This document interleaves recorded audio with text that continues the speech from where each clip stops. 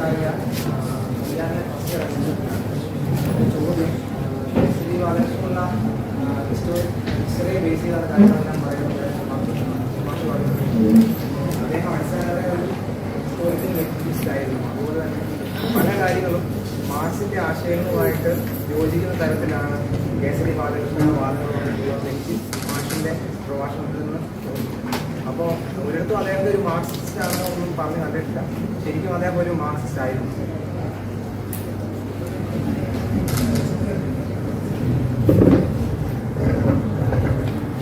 നമ്മളിപ്പോ എല്ലാത്തിനും മാർക്സിസ്റ്റ് ആക്കണം ഒരു വാശിയിൽ പുറപ്പെടണ്ട. അല്ല, മാർക്സിസ്റ്റ് എന്ന് കേസരിയെ പറയാൻ പറ്റില്ല. മാർക്സിസം കേസരി കുറെ ശ്രദ്ധിച്ചിട്ടുണ്ട്. മാർക്സിന്റെ സമീപനത്തെ കുറിച്ച് കേസരി ആലോചിക്കുകയൊക്കെ ചെയ്യുന്നുണ്ട്. പക്ഷെ അതിലൊരു പ്രശ്നം എന്താണെന്ന് വെച്ച് കഴിഞ്ഞാല്, ഇപ്പൊ കേസരിയുടെ കാലത്ത് കേസരിക്ക് കിട്ടിയിട്ടുള്ള മാർക്സിസ്റ്റ് ടെക്സ്റ്റ് എന്ന് പറയുന്നത്, ഇപ്പൊ ഞാൻ ഉദാഹരണം പറഞ്ഞാല് economic and political philosophical manuscripts കേസരിക്ക് കിട്ടിയിട്ടില്ല, ഗ്രുണ്ടിൽസൺ കിട്ടിയിട്ടില്ല, അല്ലെങ്കിൽ ജർമ്മൻ ഐഡിയോളജി കിട്ടിയിട്ടില്ല. കിട്ടുന്നത് എന്താണ്? മിക്കവാറും ഈ സോവിയറ്റ് മാർക്സിസത്തിന്റെ ഫ്രെയിംവർക്കിലൂടെ വരുന്ന ഒരു മാർക്സിസമാണ് ഉള്ളത്. അതിപ്പോ അദ്ദേഹം മാത്രമല്ല, ഇപ്പൊ അംബേദ്കറുടെ മാർക്സിസ്റ്റ് വിമർശനം നോക്കിയാൽ പോലും അംബേദ്കറുടെ സോഴ്സ് മെറ്റീരിയൽ എന്ന് പറയുന്നത് മിക്കവാറും സോവിയറ്റ് മാർക്സിസമാണ്. അപ്പൊ സോവിയറ്റ് മാർക്സിസം എന്ന് പറയുന്നത് മാർക്സിസ്റ്റ് ഡിസ്കോഴ്സിനകത്തുള്ള ഒരു ഊന്നലല്ലേ. അതിനെ നമുക്ക്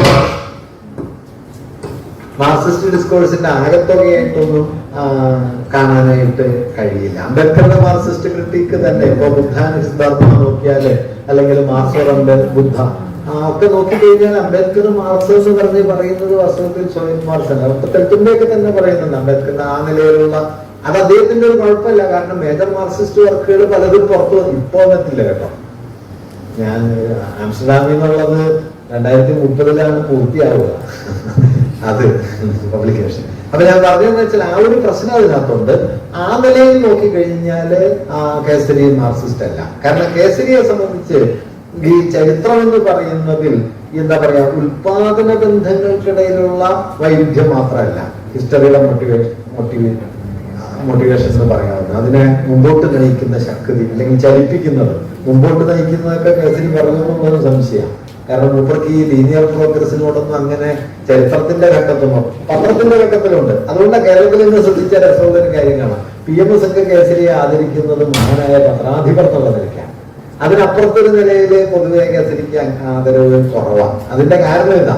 കാരണം പ്രബുദ്ധതയുടെ ഒരു മൂല്യത്തെ, പുരോഗതി, സ്വാതന്ത്ര്യം, ജനാധിപത്യം, ഇതിനൊക്കെ കേസരി നിർബാധം ഉയർത്തിപ്പിടിക്കുന്നത് പത്രത്തിലാണ്. അതുകൊണ്ട് ഈ കേസരിയെ സംബന്ധിച്ച് ചരിത്രത്തിൽ ഇപ്പൊ ഐതിഹ്യങ്ങളുടെ ബലമുണ്ട്, ജനിതഘടനയുണ്ട്, മനുഷ്യന്റെ മതാവബോധമുണ്ട്, ജ്യോതിശാസ്ത്രമുണ്ട്. ഇതെല്ലാം ചരിത്രത്തിൽ ഇടപെടുന്നുണ്ട് എന്നാണ് കേസരി കരുതുന്നത്. അപ്പൊ അങ്ങനെയുള്ള ഒരുപക്ഷെ നമ്മുടെ ടോട്ടൽ ഹിസ്റ്ററി എന്നുള്ള സങ്കല്പമോ ലോങ് വ്യൂവിനെ കുറിച്ചുള്ള ആശയങ്ങളോ ഒക്കെ വികസിച്ചു വരുന്ന ഒരു ഘട്ടത്തോട് കേസരിക്ക് കുറച്ചുകൂടി പറയാനുണ്ടാവും.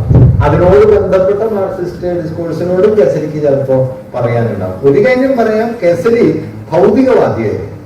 ഭൗതികം എന്ന് പറയുന്നത് ഈ കല്ലിക്കട്ട എന്നുള്ള അർത്ഥത്തിലല്ല. മനുഷ്യർക്കിടയിൽ പ്രവർത്തിക്കുന്ന ഏത് ശക്തിയും ഭൗതികമാണ് എന്നർത്ഥത്തിൽ കേസരി ഭൗതികവാദിയായിരുന്നു. അദ്ദേഹം നിരീശ്വരനായിരുന്നു. അദ്ദേഹത്തിന് ജ്യോതിഷത്തിൽ നല്ല താല്പര്യമുണ്ട്. ജ്യോതിഷത്തിൽ നല്ല താല്പര്യം ഉണ്ടായിരുന്നു. ആളുകളുടെ ജാതകമൊക്കെ നോക്കി 2 ദിവസം മരിക്കുന്നു പറയും. ശങ്കരഗുരുവിനോടൊക്കെ പറഞ്ഞില്ല 2 ദിവസം മരിക്കുന്നു പറയും. മരിച്ചൊന്നുമില്ല കേട്ടോ. മുമ്പിൽ എന്ന സ്വന്തം ജാതകം നോക്കി 3 തവണ വരണം പ്രവചിച്ചു. 3 തവണ മരിച്ചില്ല. പക്ഷെ ഇതിന്റെ വലിയ രസമുള്ള പുള്ളി അതിനൊരു മാത്തമാറ്റിക്സ് ആയിട്ടാണ് കണ്ടത്, ഒരു ടെക്നിക്ക്. അപ്പൊ അങ്ങനെയൊക്കെ താല്പര്യമുണ്ട്. പിന്നെ കേസരിയെ കുറിച്ച് രസമുള്ള ഒരു കാര്യം പറയാൻ കേട്ടോ. കേസരി മരിച്ചു എന്ന് പറഞ്ഞിട്ട് കോട്ടയത്തുനിന്ന് പൗര ധർമ്മമോ എന്തൊരു പത്രവും മാതൃഭൂമിയും കേസരി അന്തരിച്ചു വാർത്ത കൊടുത്തു. മരിച്ചിട്ടുണ്ടായിരുന്നില്ല. അപ്പൊ കേസരി അത് കഴിഞ്ഞിട്ട് മരിച്ചിട്ടില്ല എന്ന് പറഞ്ഞ് പിറ്റേ 2 ദിവസം കഴിഞ്ഞിട്ട് പിന്നെ വാർത്ത കൊടുത്തു. അത് 2 ദിവസം ലഭ്യമാണ്. കേസരി മരിച്ചു, കേസരി മരിച്ചിട്ടില്ല, 2 വാർത്ത. അപ്പൊ കേസരി അവസാനം പത്രാധിപർക്ക് എഴുതിയൊരു കത്ത് എന്താണെന്ന് വെച്ചാൽ, ഒരാൾ മരിച്ചാൽ ഈ ലോകം അയാൾ എങ്ങനെയാണ് വിലയിരുത്തുക എന്ന് സാധാരണ നിലയ്ക്ക് ഒരാൾക്ക് മനസ്സിലാക്കാൻ പറ്റില്ല. അതിനൊരു അവസരം നിങ്ങളായിട്ട് എനിക്ക് തന്നു, അതിന് സന്തോഷം എന്ന് പറഞ്ഞിട്ടാണ് കേസരി അതിനോട് പ്രതികരിക്കുന്നത്. അങ്ങനെ എല്ലാത്തിനെയും പുള്ളി കാണുന്ന ഒരു രീതിയുണ്ട്. ഇപ്പോ ഷഷ്ടിപൂർത്തിയുടെ സമയത്ത് പറവൂരൊരു വലിയ സ്വീകരണമൊക്കെ കൊടുത്ത് മൂപ്പർക്കൊരു മംഗളപത്രമൊക്കെ കൊടുത്തു. മംഗളപത്രത്തിന്റെ മറുപടിയിൽ പുള്ളി പറയുന്നത്, ഞാൻ ദീർഘജീവിതം ആഗ്രഹിക്കുന്നില്ല.